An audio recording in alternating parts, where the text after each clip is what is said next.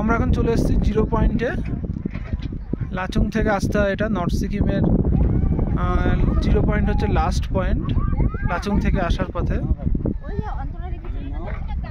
এখানে হালকা হালকা বরফ আছে, এদিকে বরফে ঢাকা পাহাড়। এখানে গাড়িগুলো রাখা আছে।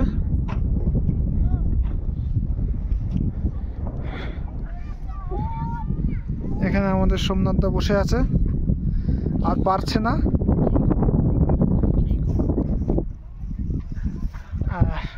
এখানে দাদারা সব ছবি তুলছে। হাই বলে দাও, হাই বলে দাও।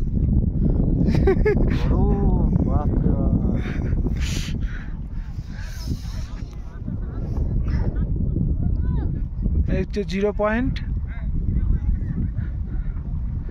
আজকে ডেট হচ্ছে 5 তারিখ, 5 ফেব্রুয়ারি।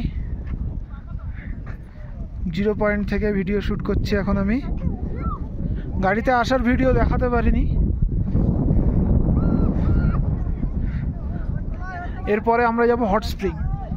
জিরো পয়েন্টে আসলে অনেকে কেউই আসতে পারে না হট স্প্রিংয়ে, অনেকে জানে না হয়তো। আমি আজকে তোমাদের নিয়ে যাব এখান থেকে হট স্প্রিংয়ে। হট স্প্রিং মানে ন্যাচারাল হট ওয়াটার, যেখানে আমরা স্নান করব আজকে।